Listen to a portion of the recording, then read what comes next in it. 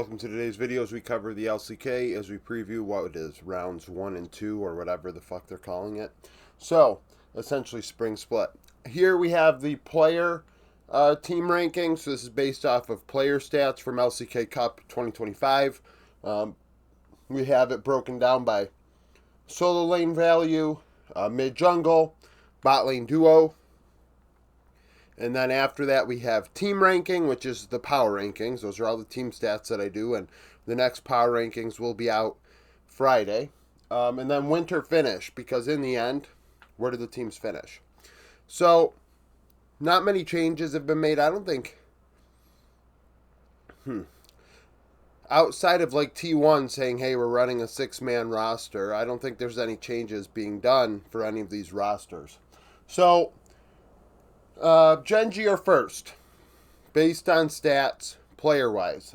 Third in the solo lanes, first in mid-jungle, fourth in bot lane duo. I mean, I think there's a case to be made that they're first across the board. Depends on how you want to look at it, in terms of combining.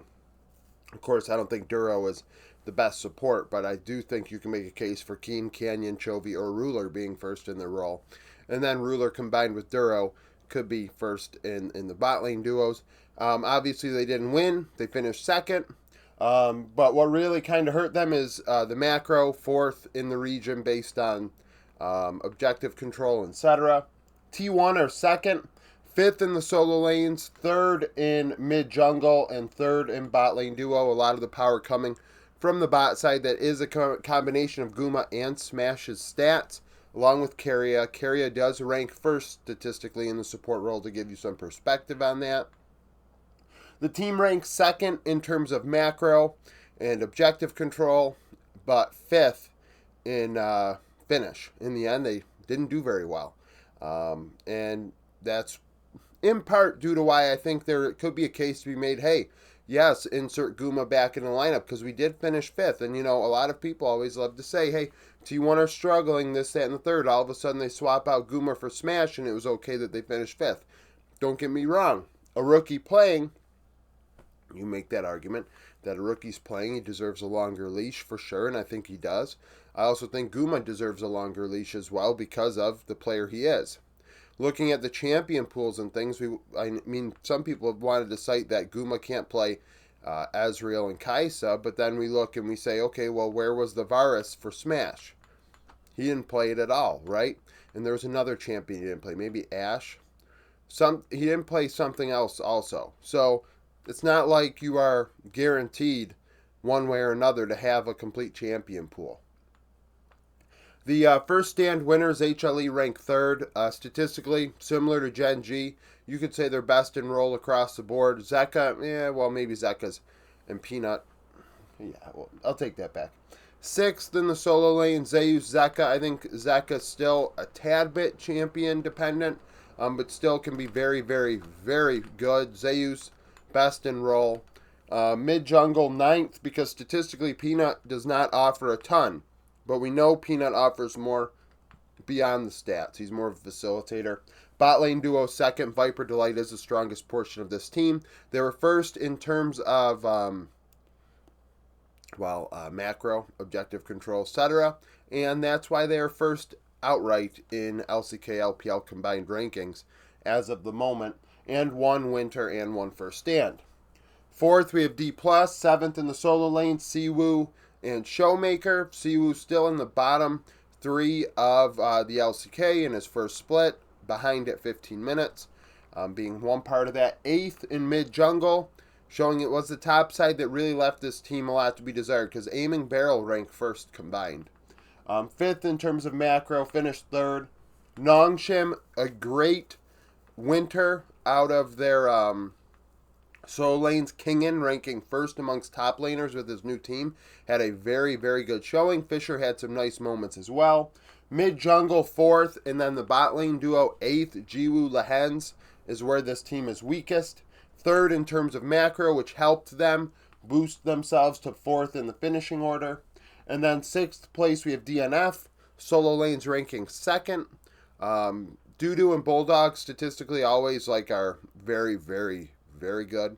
but just are stuck on this terrible, terrible org and can't be freed at all. And at this point, Dudu's almost at an age now where it's like, okay, well, I don't know what's going to happen with him. He may never, blossom. And then Bulldog, well, I can't believe that an LPL team didn't try and get Bulldog services this past off season. Sixth in mid jungle, bot lane duo of Berserker and Life. Sixth.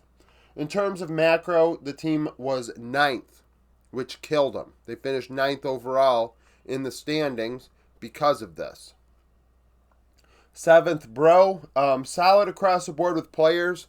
Average fourth in the solo lanes, fifth mid jungle, fifth bot lane duo, but seventh in terms of macro, and then finished eighth. KT Rolster, eighth in the solo lanes, but second mid jungle, Cuz ranking as the best jungler in winter, ninth in the bot lane duo of Duck Dom Wei, sixth in terms of team stats, and they finished sixth because of it. DRX, 9th, 7th, 10th, 8th, 7th. Strongest part being mid jungle. Sponge had some nice moments for this team. UCal returning to the LCK. Looks solid.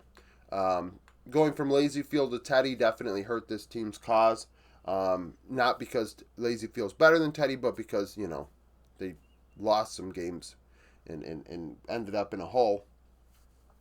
And then we have Fearx. So they're 10th across the board, except bot lane duo. Diable is like 5th in his role. So Diable already looking very, very good in the LCK. I think he is the best rookie AD carry this season. I do think he's better than Kalist. I don't care that Kalist went to first stand. I don't care that he won LEC. When we look at Korea versus Europe, a 17-year-old AD carry in the LCK being like 5th best in his role is a pretty damn big deal. I know a lot of people would like to compare it to Pays a couple of years ago and say, yeah, but Pays did so well, this and that. And yeah, he was on gen.g, and that was a very tall order for him and big shoes to fill in place of Ruler. And we give him immense credit for that, and why I think Pays is a player that's going to be the best in his role one day. But Diable is on a worse team in a much worse situation, and is solid, and really that's all we can ask for. That's more than what we can ask for, in my opinion. So thank you for watching. If you liked the video, like it, subscribe to the channel for daily League of Legends content, follow me on Twitter, join the Discord, become a YouTube supporter, and hope to see you again tomorrow.